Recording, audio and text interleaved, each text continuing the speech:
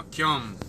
I want to give all praise, honor, and glory unto Yahweh, Bahasham, Yahweh Shai, Bahasham, Rakakadash. Double honors to the elder apostles of Great Millstone, who teach them real well. And Shalom to the sincere Akyam, spreading truth and sincerity. Shalom. This year I want to talk about Sirach chapter 3, verse 26, which reads, "A stubborn heart shall fare evil at the last, and he that loveth danger shall perish therein." And I actually want to focus on the first part of this verse. And why do I want to go into it? Is because we as a nation are very stubborn people. We don't really like to take advice, take heed, or listen to counsel. When we need to be making decisions, or when we want to basically do something,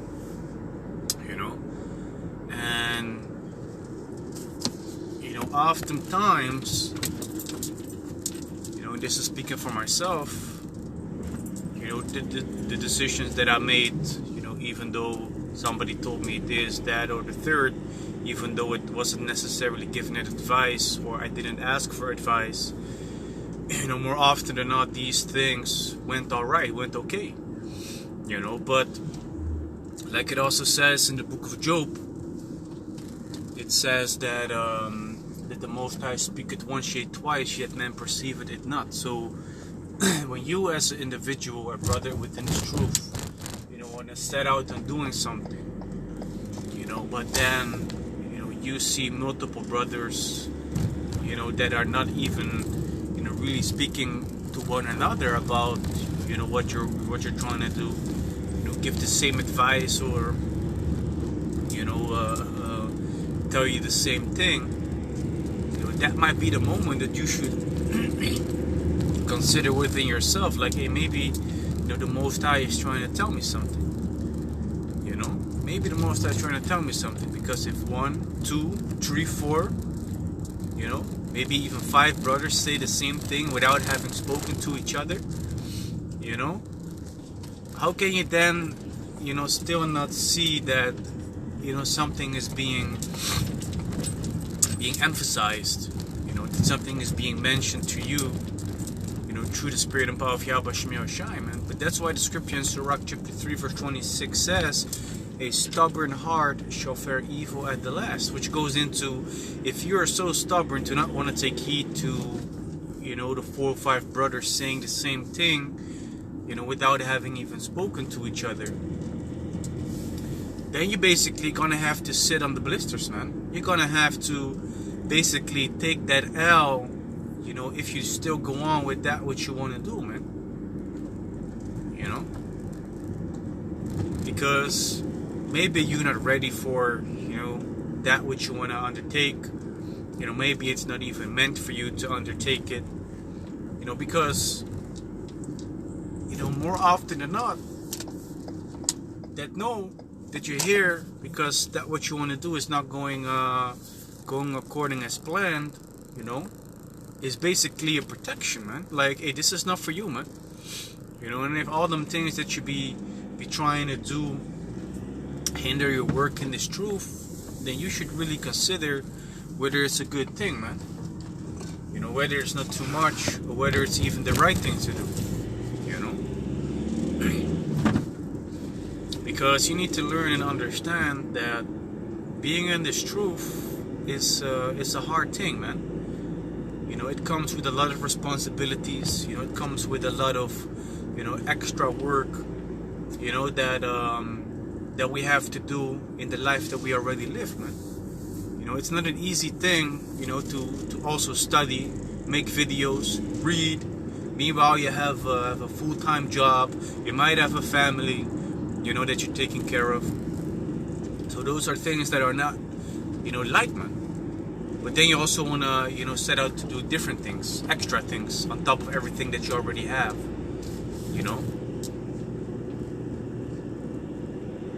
And then say, yeah, I have enough time. No, you don't have enough time, man. Time management is of the essence.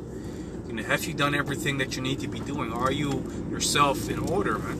Are you able to get that balance in your life? Are you able to work out? Are you able to, be a little bit busy with your diet? Because being mindful of the choices that you make, also considerate concerning your diet, man. Now today, I don't feel like eating the bread, man. Let me get a salad.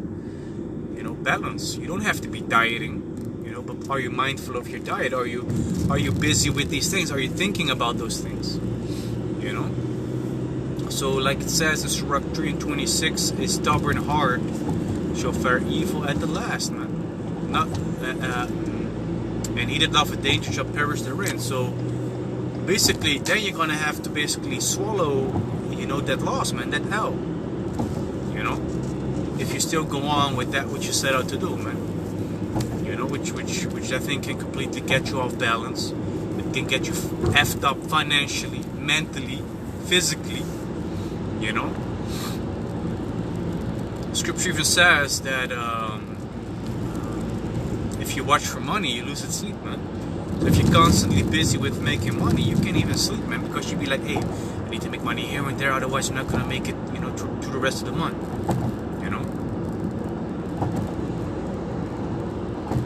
And these are things that we should be considerate about, man. Of course, Scripture says also that we should trust our own soul, man, in all things. If you have that gut feeling, like, hey, I should be doing this, even though others left and right might say, yeah, I don't know about it. Isn't there some other way to do it? But if you hear multiple brothers, man, 5 brothers, 4 or 5 brothers talk about, I don't know, man, isn't it too much? I think you should focus on one thing, not multiple things. Then you should really consider whether it's you being stubborn, and that you should, or that it is, your gut feeling that you're following, man. Because the Most High speaketh once, yet twice, yet man perceiveth it not, man.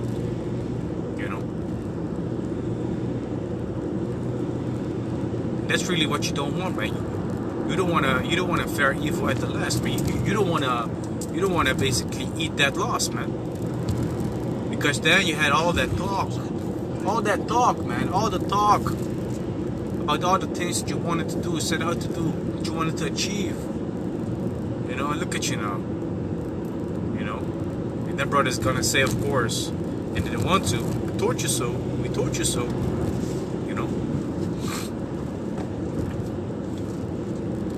Why? Because you did not take heed, man. We gotta be wise in this world, man. Same thing with me right now.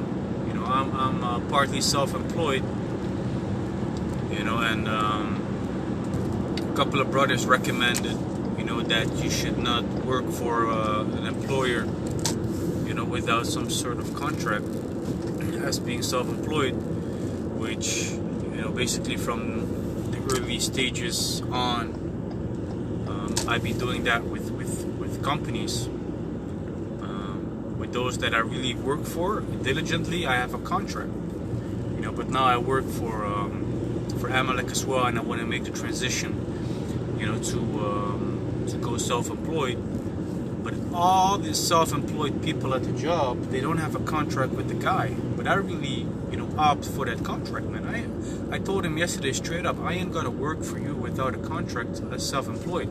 Does he care? No, he doesn't care. Why? Because it's gonna be more expensive. But I gave him 4 options. Either this week you still present me with a contract, or we're gonna take my contract, or I'm gonna stay on payroll, but you provide the van, the gas pass, and the tools and everything. Or I stay self-employed, but I get recompensed more for the fact that I'm using my own van and my own tools. So he can make that decision himself. By the end of this week, because next week, I have a week off from work. And if he hasn't decided yet, I'm gonna decide for him, man. Then I'm gonna decide, you're gonna provide me with the van, and I ain't coming to work. Unless I have the van. So that's basically what I'm gonna do, man. because the van that I own is not a cheap van. You know, fixed costs every month are between 1,000 and 1,500 euro, man. That has to be recompensed. You know, when I had a smaller van, that's when indeed I paid less every week. You know, and I was recompensed according to what my expenses was. But now, bigger van costs go up, man. You know, so I could also, you know, be stubborn in that and don't take the contract with every other how you say that, consequence that can be related to that, because no contract means that you don't have anything that you can stand up, man. You know, basically things that you discussed, you know, things that you agreed upon. Because basically the paper, it doesn't grant you any work, because being self-employed, you can't put a hourly, a weekly, hourly amount on that. You can't say I'm gonna work 40 hours a week. You can't say that, because then you're basically on payroll. You know, if you don't have work, I don't have money. That's basically how it goes. You know. So he can be in a certain way, you know, trying to hinder me in my work and in my finances and things like that.